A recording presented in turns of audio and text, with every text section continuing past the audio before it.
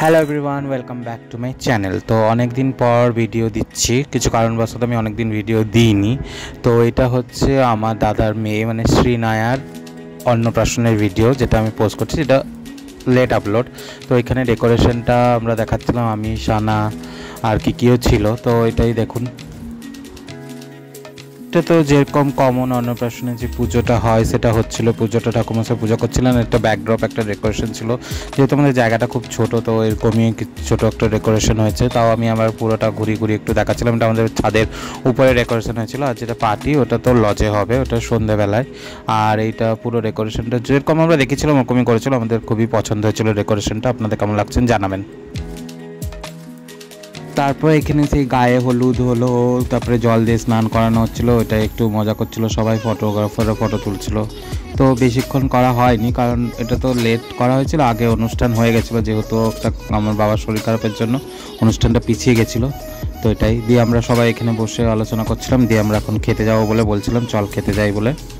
লজে দুপুরে খাওয়া দাওয়া ছিল, মোটামুটি সবার হয়ে গেছে। লাস্টে আমি কিকি আর সানা এসেছিলাম খেতে। তো দুপুরে প্লেনই খাওয়ার ছিল, ডাল ভাত, আলু পোস্ত আর মাছ চাটনি। তো এটাই খেয়ে দিয়ে আমি দুপুরে দেখতে গেছিলাম ডেকোরেশনটা কেমন হচ্ছে। তো আমরা যেরকম ডেকোরেশন দেখেছিলাম ওরকমই হয়েছে। তো এখন যাচ্ছি রেডি হতে। দেন রেডি হয়ে আস্তে আস্তে আমাদের লেট হয়ে গেছিলো, কারণ আমি লাস্টে দরজা টরজা বন্ধ করে এসেছিলাম। তো এই যে ভিতরে ঢুকে গেছি এখন আমরা। চারিদিকে অনেক লোকজন হয়েছিল। তো এই যে মেন গেটের ডেকোরেশনটা কিউট কিউট ডেকোরেশন, আর এটা একটা সেলফি জোন করা হয়েছিল, এটা খুবই সুন্দর। আর এটা হচ্ছে মেন ভিতরে যেখানে ও বসেছিল, ওইখানে ডেকোরেশনটা কেমন লাগছে জানিও ডেকোরেশনটা।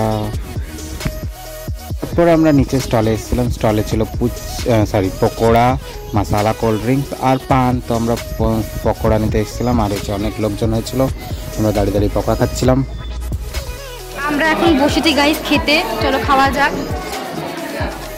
এটা ছিল মেনু, পজ করে দেখে নিও। তো এই যে পড়ে গেছে আমার পাতে স্যালাড, অ্যান্ড তারপরে পড়ে গেছে ফিশ ফ্রাই, যেটা খেতে খুবই সুন্দর হয়েছিল। এক্ষুনি রিভিউটা শুনে নাও। পুরো পিওর ভেটকি, একদম ফ্রেশ মাছ, একদম ফ্রেশ, মানে কি বলবো বলার বাইরে।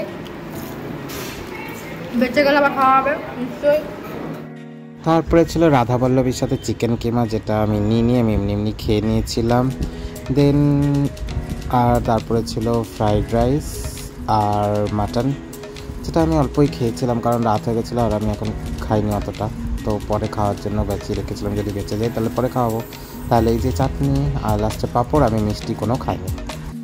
দুপুরে সব কিছু ছেড়ে ড্রেস চেঞ্জ করে এই যে আমি সব বেলুনগুলো খুলে এখন পাগলের মতন ঘুরছি, কারণ আমার বেলুন খুবই পছন্দ। তারপরে এই যে লাস্টে দেখিয়ে দিচ্ছি, এখনটা পুরো ফাঁকা হয়ে গেছে। এই যে রাতের ভিউ, এখন কেউ নেই, সব গেস্ট চলে গেছে। আর আমিও বাড়ি যাচ্ছি বেলুন নিয়ে রনকের সাথে বাইকে করে। এরপর হচ্ছে গিফট খোলার পালা। তো দেখতেই পাচ্ছ কত গিফট পড়েছিল। তো গিফট খুলতে দেখতে খুবই মজা লাগে। তো আমি এরকম শুয়ে শুয়ে ভিডিও করছিলাম গিফটের। তো বহু গিফট পড়েছে, সোনা রূপা আর এমনি গিফট।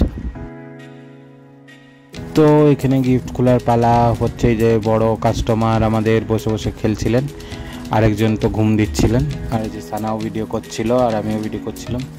তো প্রায় শেষের মুখে গিফটগুলো, আর প্রত্যেকটা গিফটই খুবই সুন্দর ছিল।